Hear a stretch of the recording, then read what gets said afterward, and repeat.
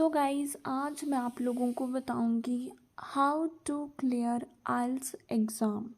जो आइल्स का एग्ज़ाम है वो हम कैसे क्लियर कर सकते हैं।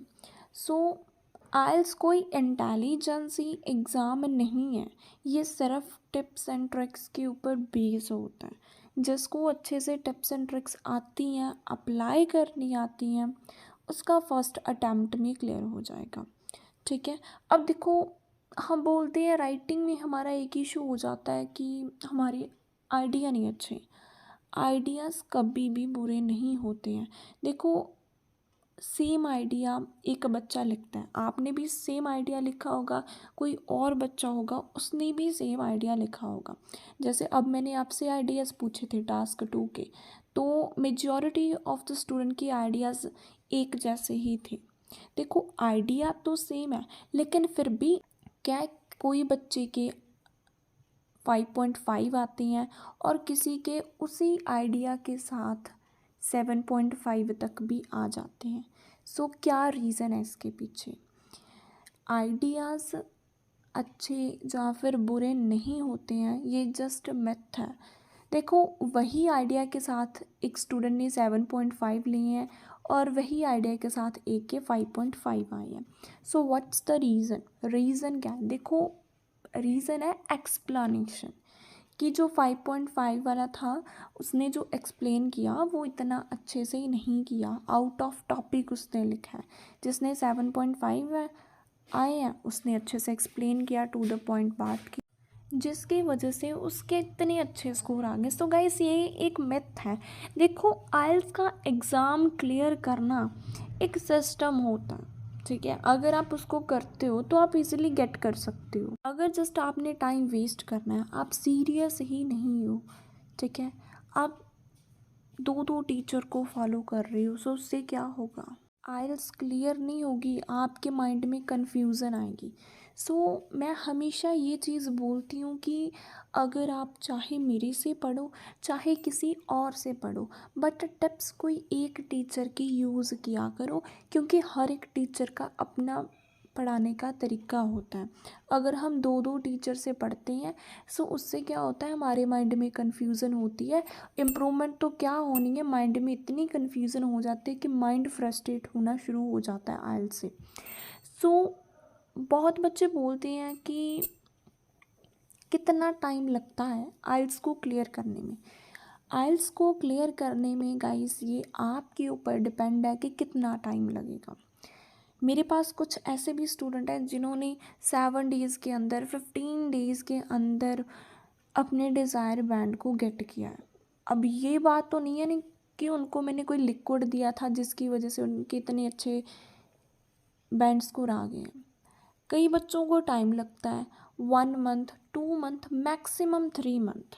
जो बच्चा बहुत वीक है उसको 3 मंथ्स लगेंगे, इससे ज़्यादा नहीं लगेंगे आइल्स में। बट अगर आप सीरियस हो तो, अगर आप सीरियस नहीं हो तो जितने मर्जी इंस्टीट्यूट चेंज कर लो, जितने मर्जी आप रीडिंग सॉल्व कर लो, जितने मर्जी एसेस लिख लो, तब तक इम्प्रूवमेंट नहीं होगी। सो सीरियस होना बहुत इम्पॉर्टेंट है। ठीक है, जब भी हम बात करते हैं आइल्स की, तो सबसे पहला ये क्वेश्चन होता है ना, कितना टाइम लगेगा, तो वो मैंने आपको बता दिया कि मैक्सिमम 3 मंथ्स लगते हैं, इससे ज़्यादा नहीं लगते हैं। आप लोग क्या करते हो, कईयों को तो कितने साल हो गए आइल्स करते हुए फिर भी आइल्स क्लियर नहीं हो रही है। So what's the reason? Because आप में कोई ना कोई कमी है, आप सीरियस नहीं हो आइल्स को लेकर। अगर कोई सीरियस है तो वो बहुत ज़्यादा ओवर थिंक करता है, दिन में 3 3 रीडिंग करनी, एसेस पता नहीं कितने लिखने, ये कोई सिस्टम नहीं है। सो ऑलवेज अपनी टीचर्स की गाइडेंस को फॉलो किया करो।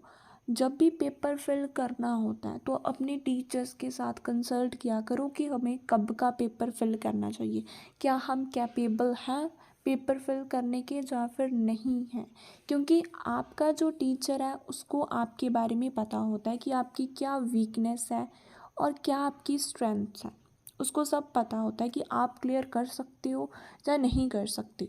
सो ऑलवेज पूछ कर पेपर फिल किया करो, क्योंकि इतनी फ़ी आपकी बर्बाद जाएगी फिर। ठीक है, ये चीज़ आपने ध्यान में रखनी है। सो गाइस, आइल्स कोई इंटेलिजेंस बेस्ड नहीं है। आप सभी लोग आइल्स को क्लियर कर सकते हो अगर आप एक अच्छे तरीके से प्रेपरेशन करते हो। Be serious. मैं हमेशा ये बोलती हूँ कि आपको एक सिस्टम पता होना चाहिए कि आइल्स क्लियर कैसे करनी है। सो आपके टीचर्स को आपके बारे में सब कुछ पता होता है, उसको आपकी वीकनेस स्ट्रेंथ सब कुछ इन चीज़ों के बारे में पता होता है। सो ज़रूर आप कोई भी इंस्टीट्यूट से कोचिंग ले सकते हो जहाँ से आपको समझ में आता है। अगर देखो घर बैठे बैठे प्रेपरेशन कर रहे हो 6 मंथ्स 7 मंथ्स 1 ईयर तक हो गया है, लेकिन फिर भी इम्प्रूवमेंट नहीं हो रही है, then you should join institute. Online भी पढ़ सकते हो, इंस्टीट्यूट भी ज्वाइन कर सकते हो, वो आपके ऊपर डिपेंड है।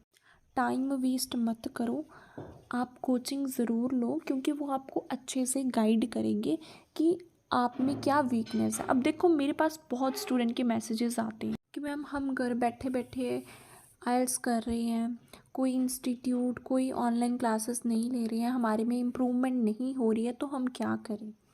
देखो गाइस, आपको फिर कुछ ना कुछ तो ज्वाइन करना पड़ेगा ना, तो ही आपको टीचर गाइड कर सकता है। जब टीचर आपको एनालाइज करेगा कि हाँ दिक्कत कहाँ पे है, जब वो आपको बताएगा कि ये आप में दिक्कत है, साथ में वो आपको सल्यूशन भी देगा ना कि ये प्रॉब्लम को सॉल्व करने का ये सल्यूशन है।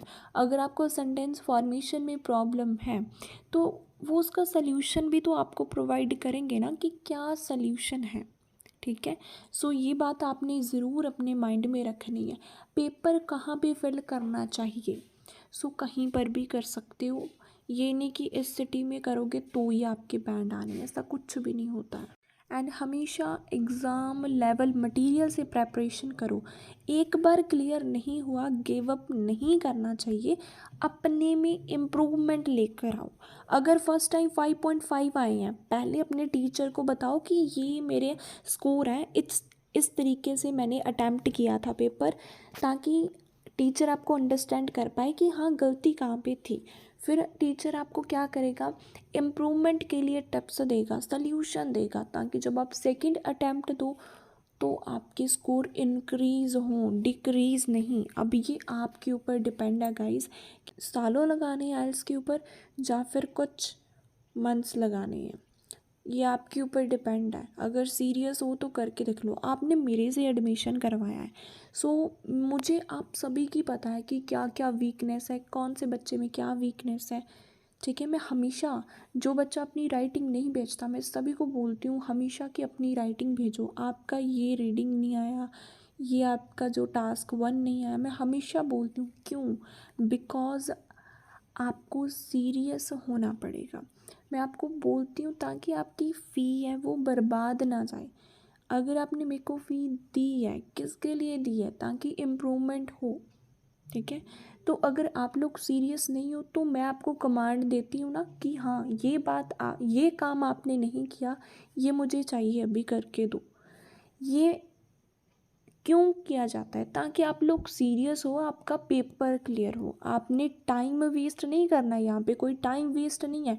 कॉन्टीन्यूसली 5 PM से लेकर अब तो 8:30 से भी ज़्यादा हो जाता है हमें क्लास में।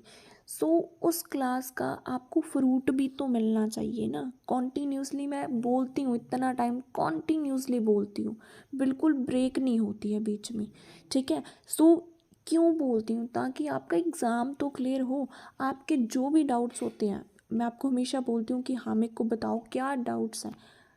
ठीक है, फिर उसके बाद अगर आप लोग मैसेज पे भी पूछते तो भी मैं रिप्लाई देती हूँ। सो ये क्यों है? ताकि आपका पेपर क्लियर हो। ठीक है, आपके टेस्ट होते हैं वीक में 2 टाइम, क्यों? ताकि आपकी परफॉर्मेंस एनालाइज हो कि कुछ इम्प्रूवमेंट है या फिर अभी भी वहाँ पे है। अगर आपको ये वाली टिप समझ में नहीं आई तो मैं उसका कोई और अल्टरनेट वे से आपको टीच करूँगी ना। सो गाइस, ये चीज़ आपने ध्यान रखनी है कि आपको भी सीरियस होना पड़ेगा और टीचर को भी सीरियस होना पड़ता है। अगर दोनों अच्छे वे से पढ़ते हैं और पढ़ाते हैं तो आइल्स क्लियर होती है। अगर आप सिर्फ रीडिंग करी जा रहे हो, जो क्लास में बताया जाता है उसके ऊपर कोई इम्प्लीमेंट ही नहीं कर रही हो, तो कैसे आइल्स क्लियर होगा। सारे बच्चे बोलते हैं कि अब हमारे 8.5 तक आते हैं। सो वो क्या है, कैसे आए हैं, उन्होंने भी ये चीज़ें फॉलो की हैं। सो अब मैं आपको ना सेपरेट सेपरेट जो राइटिंग टास्क के टॉपिक्स होते हैं उसके आइडियाज़ मैं आपको डिस्कस करूँगी क्लास में, वन बाय वन। जितने भी टॉपिक्स हैं, जितने भी क्वेश्चंस होंगे, हम उसके बारे में डिस्कशन करेंगे। ठीक है, रीडिंग में मैं आपको टाइप करवाती हूँ, फिर उसके बाद आपने करनी है। ये बात आपको क्लियर है? ठीक है। और ये बात आपने ध्यान में रखनी है कि जो जो बातें मैंने आपको स्पीकिंग में बताई है, अगर आप वो फॉलो कर लेते हो, जैसे मैं आपको सैम्पल बोल के बताती हूँ, प्रेजेंट करती हूँ, आपके सामने लिख कर देती हूँ, अगर वैसे बोलते हो, आइल्स क्लियर है, स्पीकिंग में कोई दिक्कत ही नहीं आएगी। ठीक है।